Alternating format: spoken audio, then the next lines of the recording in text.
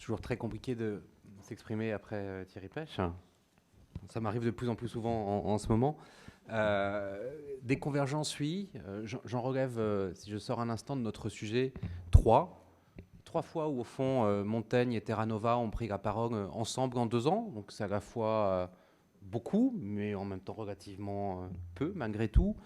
Et 3 fois, au fond, on a pris la parole sur des questions qui ont trait, à mon avis, à un des problèmes fondamentaux de notre pays, qui essaye de se projeter dans ce XXIe siècle, dans le contexte que vous savez. On a pris la parole ensemble sur des sujets qui ont trait au capital humain. Je crois avec des convergences très fortes sur la petite enfance. Ça n'est pas sans lien avec le sujet que nous avons à traiter, que vous avez à traiter d'ailleurs, c'est vous les impétrants aujourd'hui. On l'a fait sur le dialogue social, qui est d'abord et avant tout un sujet de capital humain, avec à la fois des convergences et des divergences, mais en même temps avec le sentiment qu'on a pu créer un momentum pour ce débat qui me paraît être quelque chose d'important pour l'avenir. Et puis on le fait aujourd'hui sur l'enseignement supérieur. Je voudrais vous remercier toutes et tous d'être présents aujourd'hui. J'ai le sentiment parfois que les élites françaises, pardon de parler d'elles, mais ont le sentiment qu'on a à la fois trop fait pour certaines, ou qu'au contraire, ayant fait beaucoup, on n'a pas obtenu de résultats. Il y a une forme de lassitude, au fond, dans l'opinion sur la question de l'enseignement supérieur. Je suis convaincu qu'il faut que les uns et les autres, en tout cas c'est notre responsabilité, on pousse pour que ce sujet reste au sommet de l'agenda, y compris, et c'est moi qui le dis, monsieur le ministre, d'un point de vue financier.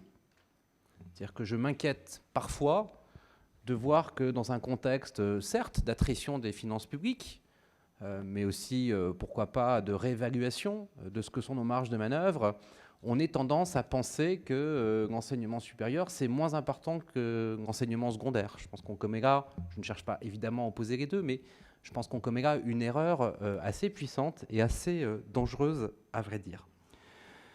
Alors, je voudrais revenir un instant sur ce qui a été modestement notre contribution. L'autonomie des universités, c'est, figurez-vous, le premier travail produit par l'Institut Montaigne en 2001. Quelque chose d'incongru à voir, au fond, ceux qui furent nos créateurs, en 2001, avoir l'intuition que c'est ce sujet-là qu'il fallait que des femmes et des hommes d'entreprise portent en premier, devant tous les autres, aux yeux du grand public en France, à la création de l'Institut. C'est un ADN fort, on doit beaucoup à quelqu'un qui se cache là-bas, mais qui est Daniel Laurent, qui a énormément fait pour cette cause dans les milieux qui sont ceux de l'Institut Montaigne. Et je crois que ce sujet de 2001 reste pour nous quelque chose d'absolument cardinal aujourd'hui. Tant à la fois on a le sentiment qu'une véritable autonomie a été conférée, et qu'en même temps son aboutissement, son achèvement mérite d'être complété. Moi j'aimerais au fond, j'allais dire, placer 2 ou 3 enjeux, qui sont des enjeux à la fois de convergence et de débat avec vous. Je suis convaincu, je le disais à l'instant, qu'il faut que l'enseignement supérieur reste un sujet véritablement de préoccupation, d'investissement massif de l'État, d'argent public, des collectivités publiques, mais pas seulement. C'est pour ça qu'on a tenu, modérément, mais à marquer malgré tout le fait qu'il faudra à un moment ou à un autre aller, j'ai eu la chance de le faire, et je le dis ici parce que j'ai toujours évidemment beaucoup d'émotions quand je parle de lui, mais de travailler avec Richard Descoings à l'élaboration de plusieurs réformes des droits de scolarité, cher Laurent, plusieurs réformes d'augmentation des droits de scolarité en contrepartie d'un système d'aide sociale que je trouvais particulièrement généreux.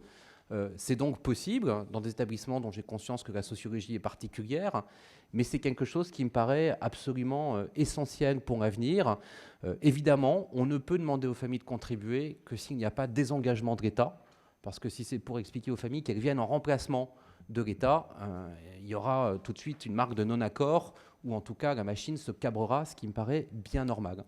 Et donc on a besoin d'un engagement entre, au fond, l'État, les universités devenues adultes, devenues autonomes, et les familles qui sont à la recherche évidemment de davantage de qualité, de débouchés plus sûrs pour leurs enfants, qui sont à la recherche aussi, pourquoi pas, d'appareils mieux financés ou plus ambitieux. Donc cette question du financement, elle me paraît cruciale pour les années à venir. On se disait en aparté que nous avions sans doute été trop modestes du côté de l'Institut. C'était un premier pas. Tant on sait que ce sujet est éruptif, et je pense qu'évidemment il faudra en parler cet après-midi. Il y a une autre réflexion qu'on a voulu soulever, monsieur le ministre, dans nos travaux, c'est que, et sans doute mon sentiment est fautif, Mais d'une certaine façon, assez fâcheusement, le ministère ressemble beaucoup ex post, c'est-à-dire après l'autonomie, à ce qu'il était ex ante. Alors vous allez me trouver très injuste en disant que tout a évidemment changé. Mais il faut voir qu'un certain nombre de pays qui connaissent l'autonomie, qui la pratiquent, ont puissamment, profondément changé la façon, évidemment, d'organiser, Thierry en parlait à travers cette notion de contrat, les relations avec les universités. Évidemment, la sociologie de ceux qui mettent ça en place, évidemment, la sociologie de l'appareil d'État qui s'occupe des universités, en tout cas qui veille à ce qu'elles puissent manifester leur autonomie avec le plus de réussite, a changé. J'ai le sentiment qu'on est assez loin de modèles peut-être plus souples, plus flexibles, où on pratique davantage le contrôle ex post que le contrôle ex ante.